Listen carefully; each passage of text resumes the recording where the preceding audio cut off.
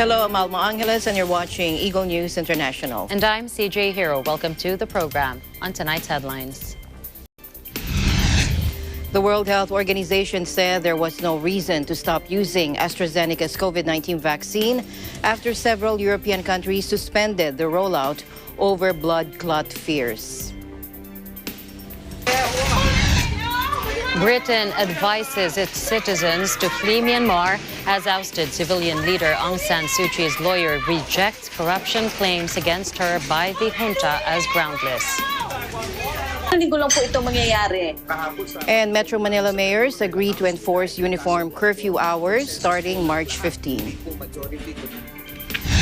Russia and China unveiled plans Tuesday for a joint lunar space station as Moscow seeks to recapture the glory of its space pioneering days of Soviet times and Beijing gears up its own extraterrestrial ambitions.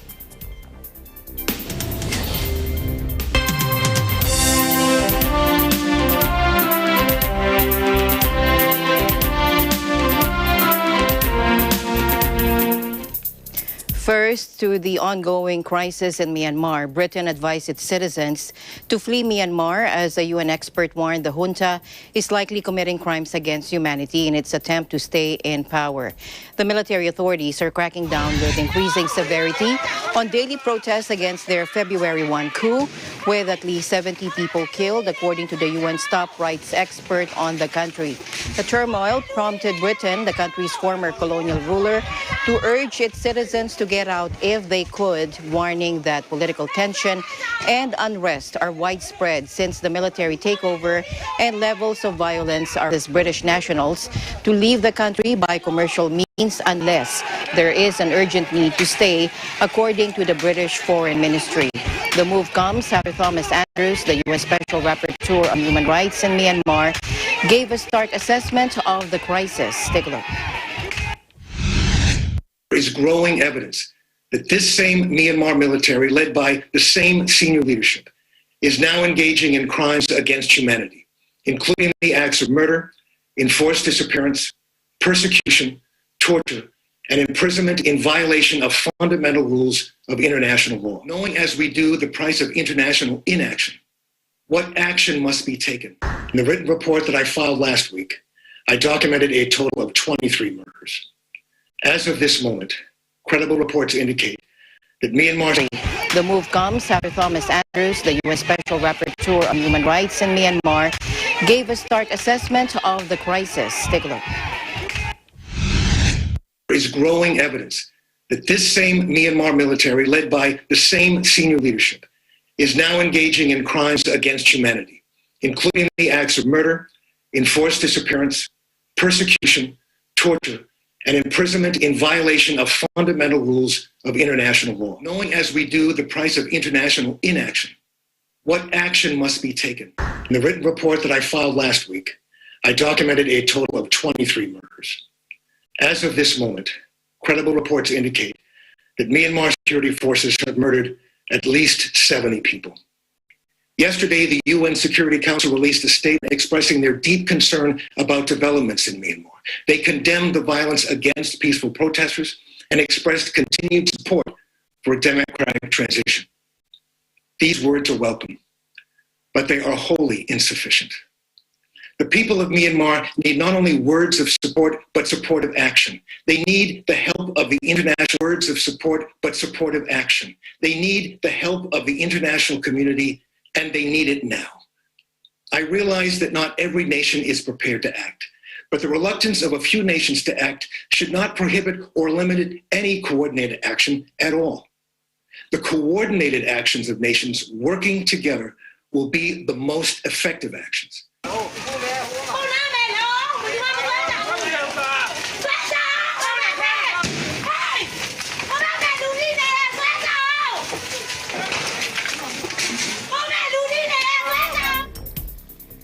A Myanmar court formally charged 5 journalists on Friday, including a photographer from Associated Press, over their coverage of anti-coup protests after a week in which the military junta raided newsrooms and revoked media licenses.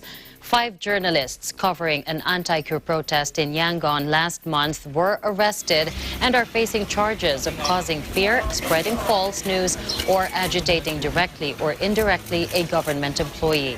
The junta had amended the law after the coup, increasing the maximum sentence from 2 years to 3 years in jail.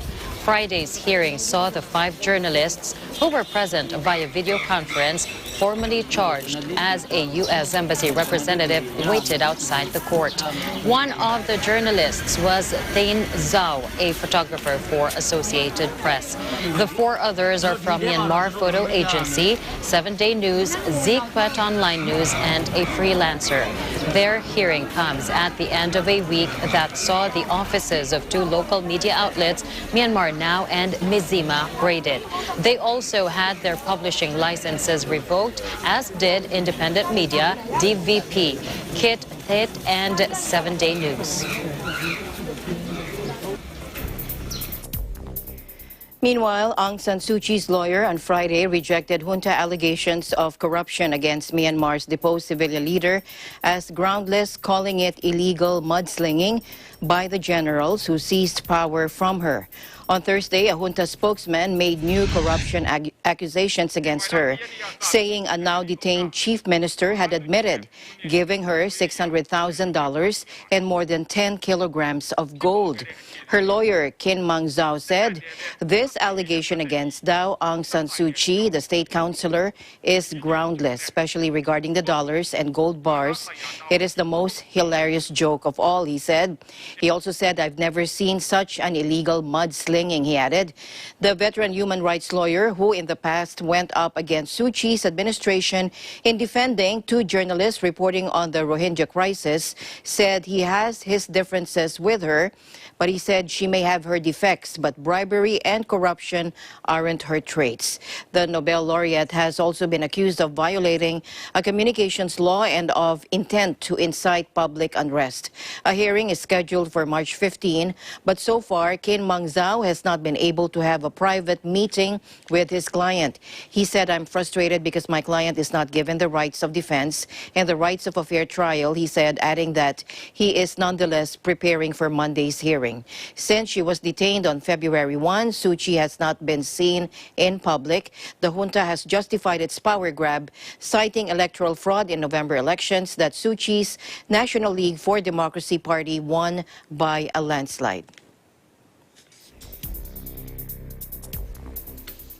In other news, Thailand has delayed its rollout of the AstraZeneca COVID vaccine, a health official said Friday, after several European nations suspended their programs over blood clot fears. The kingdom was scheduled to start the Oxford AstraZeneca vaccine rollout on Friday, with Prime Minister Prayut Chan-o-cha expected to get the first jab. But by 8:30 a.m. or about 1:30 GMT, the gruff former general was nowhere to be seen. The event was abruptly cancelled and a press conference with health officials was called. Factors.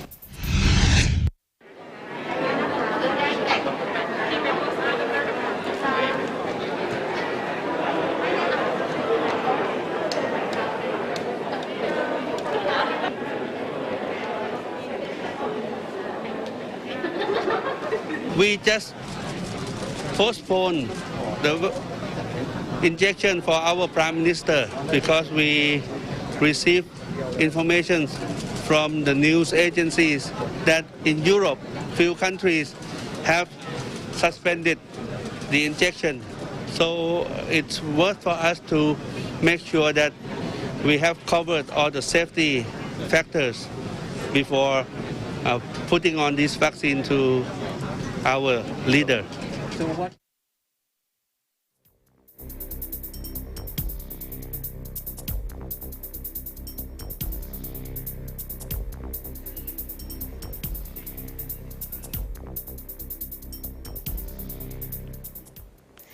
Meanwhile, the Philippine government will continue using AstraZeneca vaccines against the COVID-19 even as European countries suspended their use over reported blood clots in some inoculated individuals. In a joint statement released on Friday, the Department of Health and the Food and Drug Administration echoed the position of the European Medicine Authority, or EMA, that the vaccine's benefits continue to outweigh its risks. Take a look.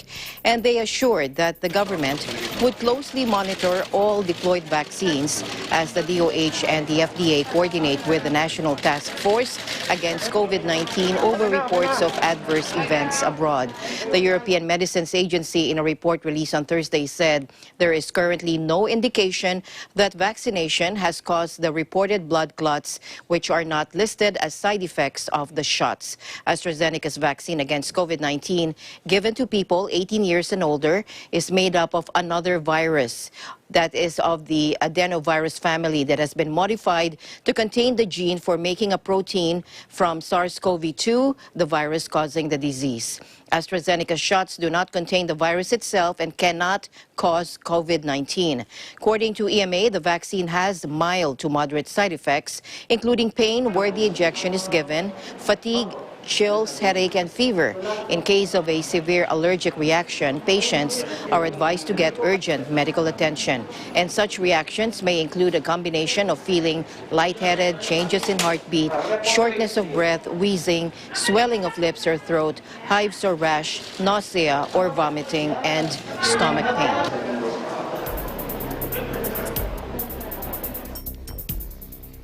Meanwhile, the World Health Organization insists there is no reason to stop using AstraZeneca vaccine after several countries postpone or limit its rollout amid blood clot fears. The WHO said its Vaccines Advisory Committee was currently looking at safety data and stressed that no causal link had been established between the vaccine and clotting. Denmark, Norway, Iceland, Italy, and Romania postponed or limited the rollout of AstraZeneca vaccines after isolated reports of recipients developing blood clots.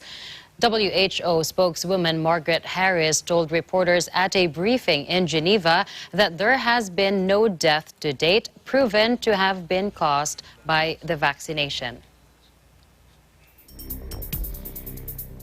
Meanwhile, at today's Laging Handa public briefing, Metro Manila Council Chairman and Parañaque City Mayor Edwin Olivares announced that the unified curfew hours from 10 p.m. to 5 a.m.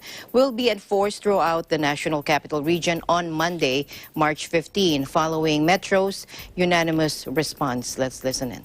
Linggo lang po ito mangyayari. Kahapon sa pagpupulong namin sa Metro Manila Council ay pinagkasunduan po at consensus po ng lahat, hindi po majority kundi lahat po, na yung pong ating curfew ay i-adjust po natin from 10 o'clock ng gabi hanggang 5 o'clock in the morning. At ito po ipatutupad po natin starting Monday at magkakaroon po tayo ng 2 weeks na implementation po dito. Kaya nga po may oras po tayo itong araw na ito hanggang Sabado at Linggo para po sa ating executive order na ibibigay. Katulad po sa Parañaque, binigyan na po ako ng authority ng City Council po natin na makapag-adjust po ng curfew as needed arises itong during na pandemic. Kaya yung lahat po ng documentation, pati announcement po ito, meron po tayong 3 days for the proper implementation sa Monday. Okay, so magkakaroon pa po tayo ng data analysis, assessment, itong 2 weeks na ito. Katulad po ng binigay po ng pahayag ng ating mga presidente na kailangan na rin magbukas po ng ekonomiya. So in 2 weeks time, malalaman po natin kung yung data po natin at kung meron pa tayong pagtaas dito po sa ating Metro Manila. Kaya nga po itong curfew na ito, magkakaroon po tayo ng full implementation po dito at katulong po natin ang ating kapulisan, ating mga barangay official, pati mga task force ng ating bino sa bawat lungsod para po maiwasan po natin yung mga nagtatambay sa mga kalsada. Kasi alam po natin, Yusek, naka 1 year na po tayo eh. Kaya parang nagkaroon na po yung fatigue yung mga tao kung po sa ating pong pinai-implement. So ito, ibig sabihin dito, sa curfew na ating pong ibinigay ng, sa Metro Manila, ibig sabihin seryoso po ang ating pamahalaan para po sa proper implementation ng ating guidelines at proper implementation din po, hindi lang po ng curfew, pati po yung ating minimum protocol, yung pagsusuot ng face mask, face shield, at yung mga gathering ang iiwasan.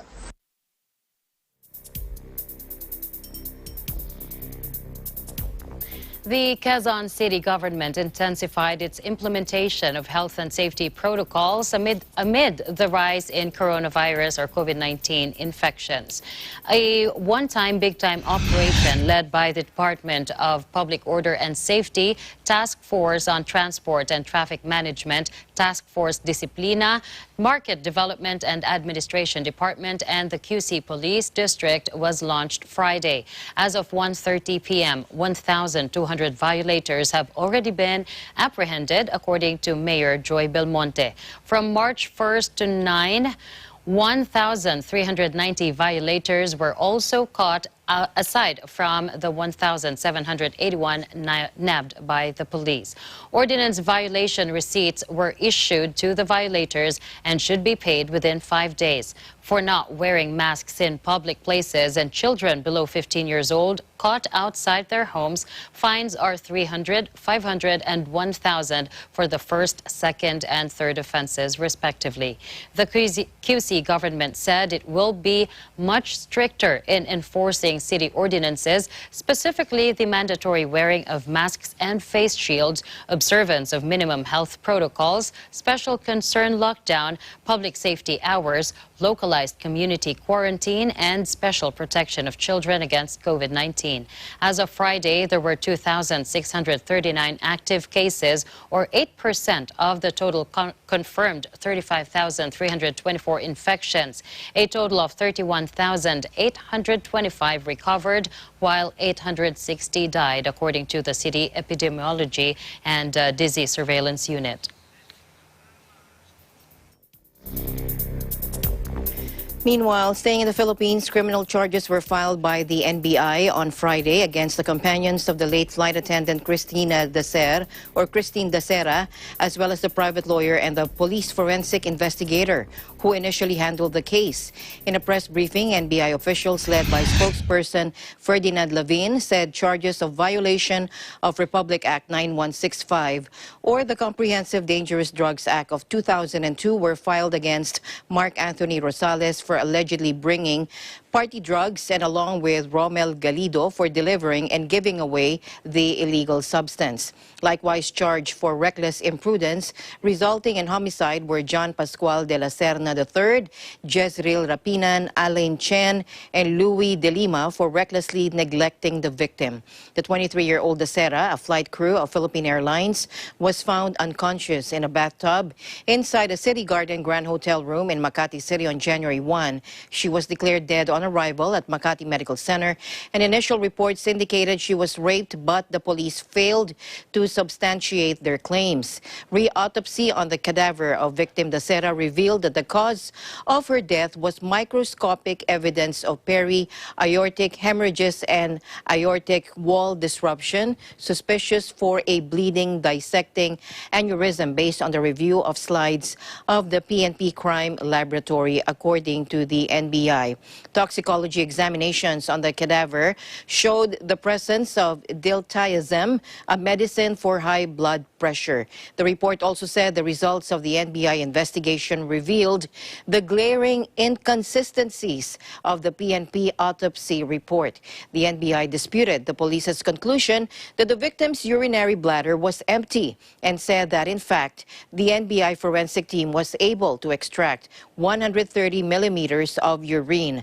Charges of perjury were also recommended against Galido, De La Serna, and Darwin Macalia for allegedly providing false testimonies and obstruction of justice against Rosales, Galido, De La Serna, Gregorio Angelo de Guzman, Rapinan, Chen, Raymar, Englis, Macalia, and lawyer Neptali Maroto for allegedly giving false or fabricated information to mislead or prevent the law enforcement agencies from apprehending the offenders. Criminal charges for falsification of official document by a public officer were slapped against investigator Major Michael Nick Sarmiento. In other news, the UK economy sinks since the nation's departure from the EU was finalized on January 1st. Britain has experienced a rocky start to life outside the bloc, with some UK exporters complaining of huge hurdles to previously seamless continental trade. Here's Aribel Celestino for that report. Aribel. Hi, CJ. And yes, Britain's economy hit reverse in January on renewed coronavirus curbs, while the nation's post-Brexit EU goods exports suffered a record collapse, official data showed on Friday. Gross domestic product shrank 2.9% after 1.2% growth in December, the Office for National Statistics said in a statement, with heavy falls in services, production, and manufacturing on COVID-19 restrictions. Well, CJ, ONS statistician Jonathan Athow said that the economy took a notable hit in January as restaurants, retail, hairdressers, and schools were affected by the latest lockdown, and even manufacturing saw its first decline since April. He also said that the health sector was boosted by COVID-19 testing and vaccines. The export of goods to the EU tanked by 41% to £5.6 billion, which is $7.8 billion and €6.5 billion in January from December, in the first month since Britain's final Brexit divorce. The value of EU goods imported into Britain also sank by a record of 29%, or £6.6 billion. However, the British government described the performance as inevitable due to the various factors that includes stockpiling last year, COVID-19 lockdowns across Europe, and businesses adjusting to the new trading relationship, adding that freight levels between the UK and the EU have since returned to normal since the start of February. The nation's departure from the EU was finalized on January 1, after the government clinched a long-awaited Brexit trade deal over the winter holidays in December. Yet in Britain, Britain has expected a rocky start to life outside the bloc, with some UK exporters complaining of huge hurdles to previously seamless continental trades. And overall, UK exports dropped 19.3%, while imports slid 22%. On Friday, the ONS added that the economy was 9.0% smaller in January than its pre-pandemic level in February 2020. As you know, CJ, this month, the government eased the latest lockdown in a phased reopening as some 23 million people in Britain have received at least a first vaccination. Children returned to school in England on Monday for the first time since January, under the initial stage of a phased reopening. Curbs are set to be fully lifted by late June, but this depends on infection rates. More than 123,000 people have died from COVID-19 across the UK, making it one of the world's worst outbreaks. The coronavirus crisis sparked a 10% collapse in the economy last year, its worst performance in more than 3 centuries. Back to you, CJ. Arabelle, thank you for that report. But as you just mentioned, there's been a drop in exports and imports. But could you also tell me, some update on the services sector? Was that affected too, since, there was a lockdown not long ago?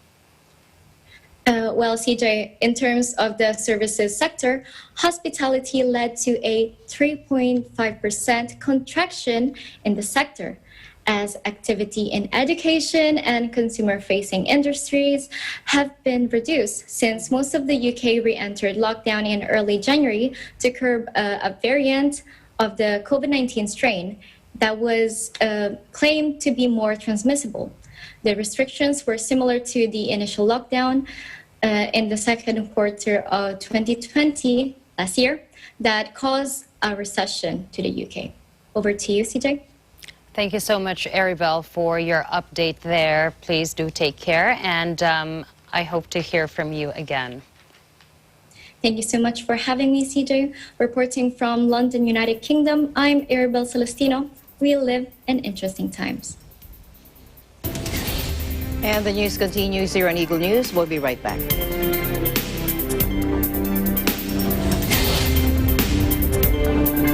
This portion is brought to you by Canriv Corporation, your ventilation and air conditioning specialist. Services offered: supply and installation of elevators, escalators, air conditioners, ventilators, jet towel, hand dryers, generators, access control system, factory automation, and modernization. For more info, please contact Ami Kanke at 0915-263-7198 or 0998-900-3224. Mula noon hanggang ngayon, gabay natin ang MTRCB ratings sa matalino at responsableng panonood.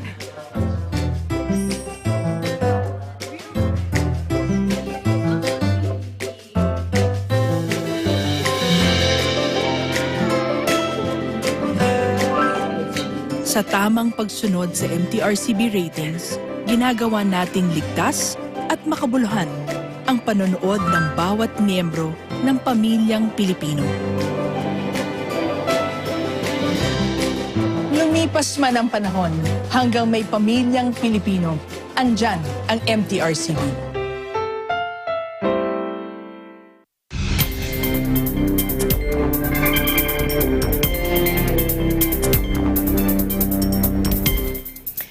Now to the U.S., President Joe Biden laid out the path for escape from the darkest days of the pandemic in the world's worst-hit country. He said Americans could overcome the virus if they worked together and followed health experts' guidelines on wearing masks and getting vaccinated, and more.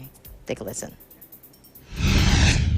While it was different for everyone, we all lost something. A collective suffering, a collective sacrifice.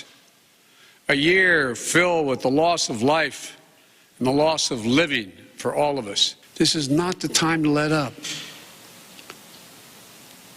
Just as we were emerging from a dark winter into a hopeful spring and summer is not the time to not stick with the rules. By July the 4th, there's a good chance you, your families and friends will be able to get together in your backyard or in your neighborhood and have a cookout or a barbecue and celebrate Independence Day.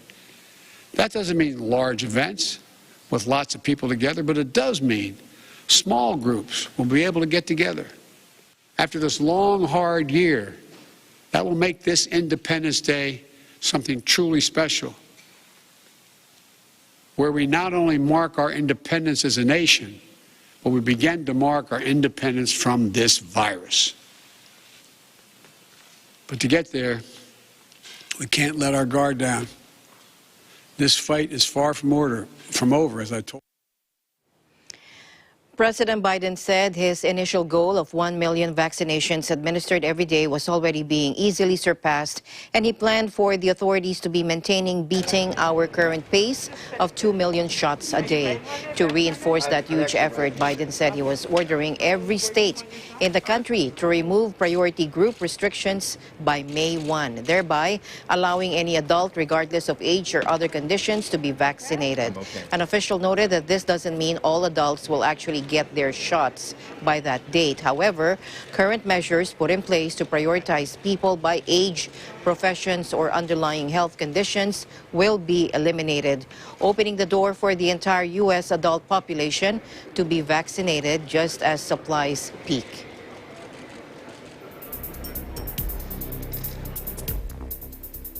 U.S. President Joe Biden on Thursday condemned what he called vicious hate crimes committed against American or Asian Americans since the start of the coronavirus pandemic, calling such acts un-American and demanding they stop. Let's listen in.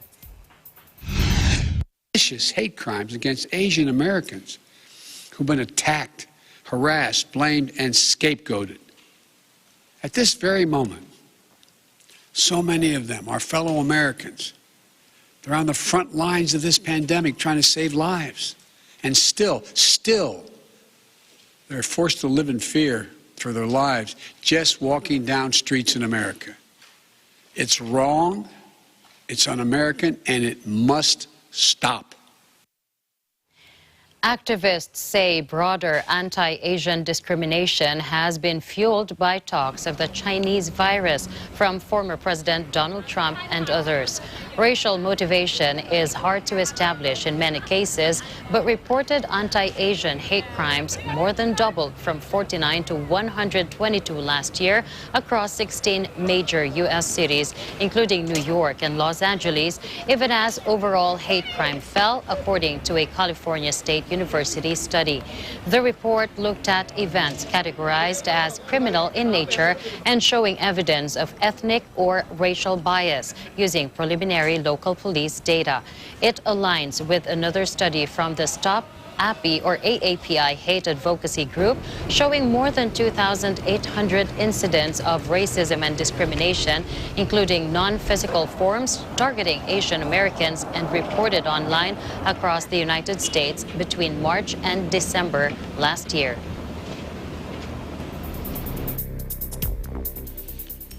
And a year into the pandemic, there's been a big rise in the number of reported cases of hate crimes against members of the Asian American community. Michelle Wu, Boston City Councilor and candidate for Boston Mayor, said she's heard some heartbreaking stories from young people in the community who experience bullying. Let's listen in. For me, growing up, often it came across as an experience of the perpetual foreigner stereotype. Asked again and again, where am I really from? Experiences of people imitating sounds that they thought might sound like a sort of racist version of Chinese language. Even before the virus was really in the United States, Chinatown was feeling it here in Boston, and it's because of the flames of racism that they were fanning by the president, saying that this was a virus caused by a certain group of people.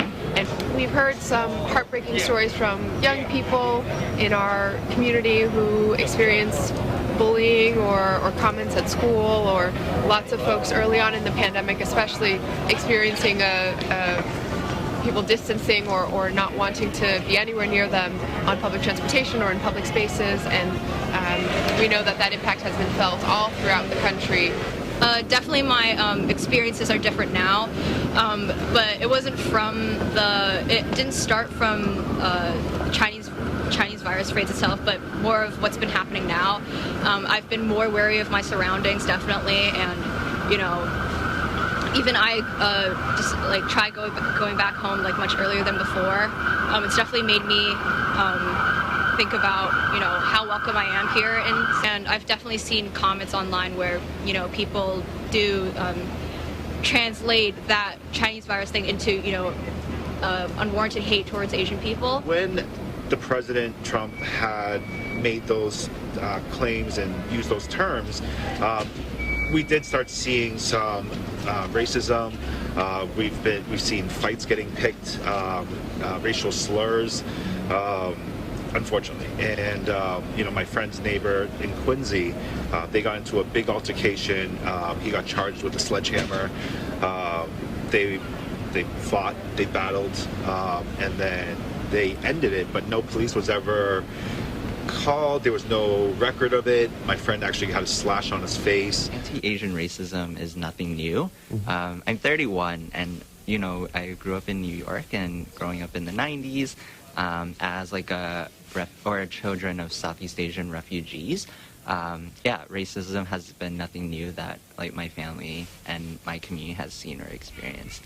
It's happened 30 years ago, and it's still happening now. I think a part of it doesn't mean that as there's a rise in anti-Asian racism that we're actually calling for more policing, but it's actually how do we think about what money and what resources can we put into the community to address these root issues that is causing the violence to happen. The advocacy group Stop AAPI Hate has received more than 2,800 reports nationwide of anti-Asian hate between March and December of last year. The NYPD reporting nearly 2,000% increase in anti-Asian hate crimes last year, but experts say this account is merely the tip of the iceberg. Late last year, the United Nations issued a report that detailed an alarming level of racially motivated violence and other hate incidents against Asian Americans.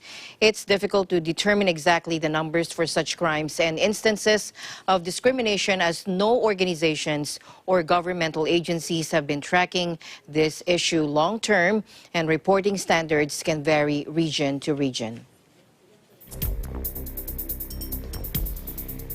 In other news, Johnson & Johnson's single-dose COVID vaccine was authorized in the European Union Thursday, the fourth shot green-lighted by the bloc. Here's J&J's Chief Scientific Officer, Paul Stoffels, and he talks about what it means for the fight to end the pandemic. The vaccine we got just approved by the European authorities is a single-shot vaccine, and it's the first vaccine which is also studied on a very large scale, including the variants in all of the different continents. It is a single dose with stability that you can ship it and distribute it at 2 to 8 Celsius, normal refrigeration, which will help and facilitate large-scale implementation in the world. We did a study globally on 3 continents, US, South America, and South Africa, but also in very different circumstances in the surge of the pandemic, where we saw massive number of cases, but also the variants emerged. I'm very happy that we did this study like that, so that we now know the efficacy of the virus on the variants, and also can show that independent of region, independent of variant or of age, you protect against severe disease, death and hospitalization. And that is 85% protection for severe disease, but 100% so far we have not seen after day 28 people who are hospitalized or dead. We have a very decent antibody response, but the cellular immunity is the one which makes it durable, but also broad spectrum. And we learned that already. We have done an Ebola vaccine, a Zika vaccine, an HIV vaccine we are working on. And through the years, we learned that that's the secret sauce of such a vaccine is the combination of both. Out of abundance of precaution, we started already making a vaccine based on the South African variant. And we don't know whether we'll need it, but if it's needed, it's on the way. The European Commission formally gave the green light for the jab after the Amsterdam-based European Medicines Agency recommended approval. The EU has been struggling with a disappointing vaccination rollout that started in January and faltered because of a shortage of doses produced by the 3 suppliers so far. The head of the EU's Vaccine Supply Task Force, Thierry Breton, said on Tuesday the EU's bumpy vaccine strategy should be augmented by the addition of the Johnson & Johnson jabs. The EU has so far approved 3 vaccines: Pfizer-BioNTech, Moderna, and AstraZeneca Oxford. 3 other vaccines are under rolling review by the Amsterdam-based EMA, and they are Novavax, CureVac, and Russia's Sputnik.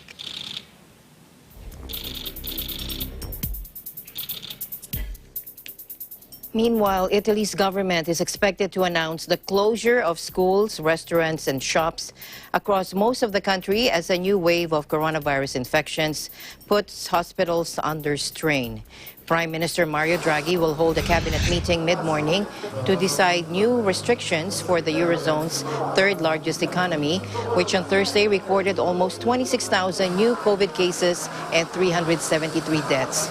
More than 100,000 people with coronavirus have died in Italy since the pandemic swept over the country 1 year ago, sparking a months-long lockdown and triggering the worst recession since World War II. With new, more contagious variants now widespread, Italy's more populated northern regions such as Lombardy, which includes Milan, will reportedly join several others in being classified as the highest risk red zones from Monday, as will Calabria in the south. Lazio, the region that includes Rome, could also join them, although the situation is still uncertain. Draghi's new national unity government tightened restrictions for red zones earlier this month to include not just the closure of bars, restaurants, shops, and high schools, but also primary schools. Residents are told to stay home where possible. The Gimbe Health think tank on Thursday warned of an increase in the number of new cases for 3 consecutive weeks, which, quote, confirms the start of the 3rd wave of COVID-19 in Italy.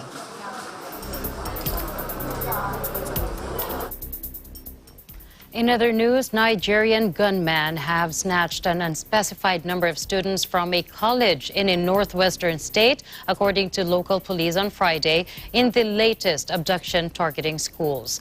The suspected kidnapped gang stormed the Federal College of Forestry Mechanization in Mando, Kaduna State around 9:30 p.m. or 20:30 GMT on Thursday, shooting indiscriminately and taking students hostage. The college was said to have some 300 male and female students, mostly aged 17 and older at the time of the attack, but it was not clear how many were seized or missing. State Police spokesman Mohammed Jalige said the police alongside the army are working to trace and rescue the students. Heavily armed gangs in northwest and central Nigeria have stepped up attacks in recent years, kidnapping for ransom, raping and pillaging.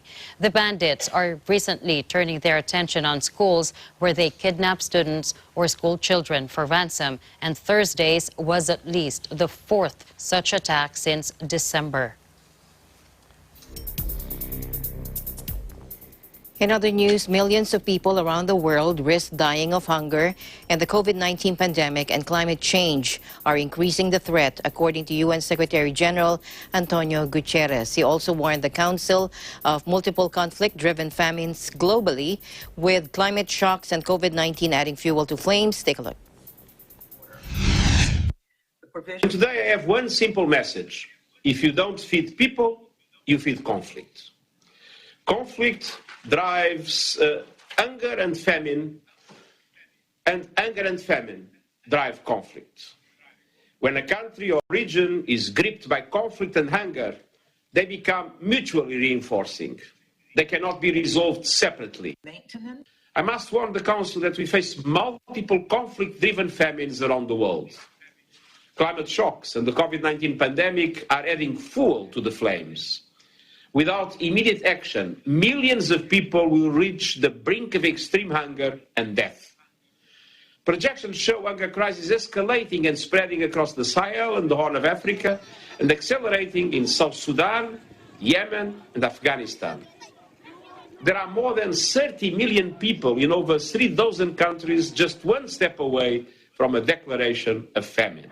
South Sudan is facing its highest levels of food insecurity since the country declared independence 10 years ago. 60% of the population are increasingly hungry. And food prices are so high that just one plate of rice and beans costs more than 180% of the average daily salary, the equivalent of about $400 here in New York. Chronic sporadic violence, extreme weather, and the economic impact of COVID-19 have pushed more than 7 million people into acute food insecurity. Ending this pandemic will not end hunger, but we won't end hunger if we cannot end this pandemic. Rich nations must unlock global supply constraints and help get the vaccine to all who need it. Our failure to address hunger before the COVID crisis and the rampant inequality and climate change, which has so often triggered conflict, has left us scrambling to avert famine across the globe. WFP estimates that at least 34 million people are knocking on the door of famine. These looming famines have two things in common. They are primarily driven by conflict, and they are entirely preventable. With modern forecasting, improved agricultural practices, and effective humanitarian organizations, natural disasters will no longer plunge populations into famine. But make no mistake about it, man-made conflict is the real culprit.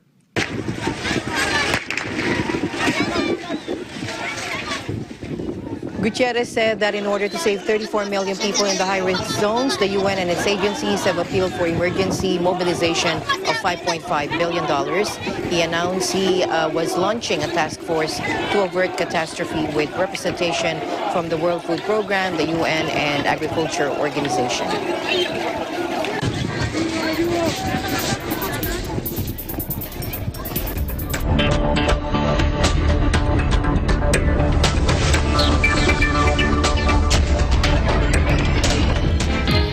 And here's the latest business news from Bobby Soriano. Bobby. Good evening. U.S. markets have closed Here are your latest business headlines. President Biden today signed into law his first major piece of economic legislation meant to provide relief to families, businesses, and local economies devastated by the pandemic. Dubbed as the American Rescue Plan, the president's administration hopes that the $1.9 trillion economic stimulus package will quickly be delivered to those in need of financial assistance as the pandemic reaches its one-year anniversary. Stimulus checks of $1,400 are planned to go to American families as early as this weekend, and unemployment benefits and increased public health care funding would arrive shortly thereafter. The International Monetary Fund, while praising the relief package as a much-needed economic boost, cautions policymakers to maintain transparency, especially with any changes to borrowing rates, as the effects of the massive cash injection into the economy could possibly lead to a surge in inflation, and the price of goods may rise too high too quickly. Nevertheless, the IMF is optimistic that the boost in the U.S. economy will spill over to the global economy, and countries with strong trade ties to the U.S. may see a slight economic boost as well. Turning back to the economy, jobless claims for the week ending March 6 continue to see a steady decline to almost pre-pandemic levels at a seasonally adjusted 712,000, a sign of continued steady economic recovery. U.S. indices closed in the green today at or near all-time highs, with the announcement of the stimulus package being signed into law. Reporting from New York, Bobby Soriano, Eagle News, we live in interesting times.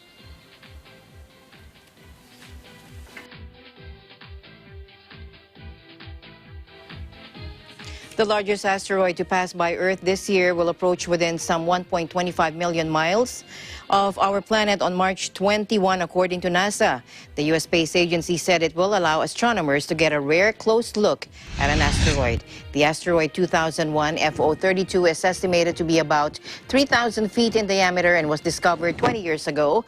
We know, NASA said, the orbital path of 2001 FO32 around the Sun very accurately. This is according to Paul Chodas, director of the Center for Near-Earth Object Studies. He said there's no chance the asteroid will get any closer to Earth than 1.25 million miles. That is roughly 5.25 times the distance of the Earth from the Moon, but still close enough for 2001 FO32 to be classified as a potentially hazardous asteroid.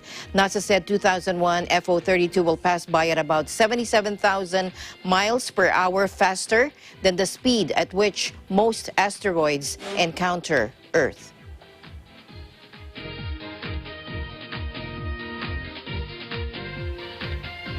Finally, in our news, Russia and China unveiled plans Tuesday for a joint lunar space station as Moscow seeks to recapture the glory of its space pioneering days of Soviet times and Beijing gears up its own extraterrestrial ambitions.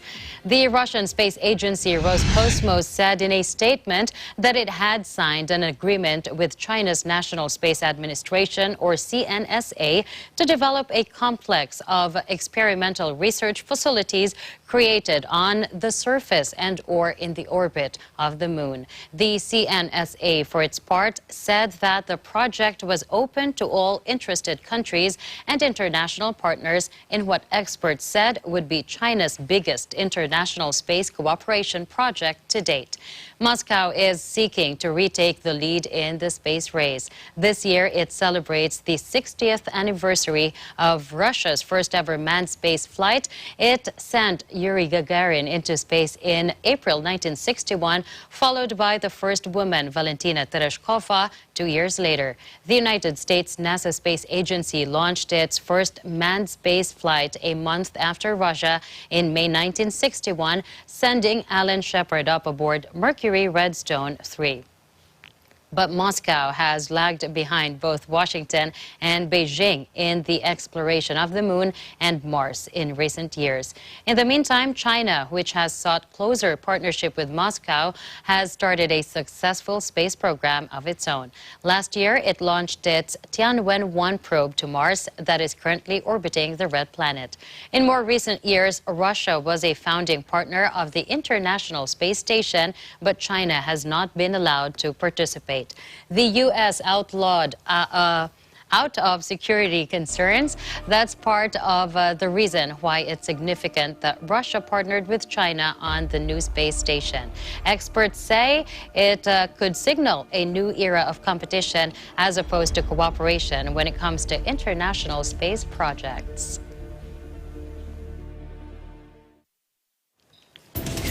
So interesting. Always a question on what the next space race will be. Yeah, well, it's a good kind of competition. That's because true. we're benefiting from whatever they're learning out there. That's it for tonight's broadcast. Thank you so much for joining us. I am CJ Hero. Please join us again tomorrow. And at the end of the day, there remains so much more to be grateful for. I'm Alma Angeles, and we live in interesting times.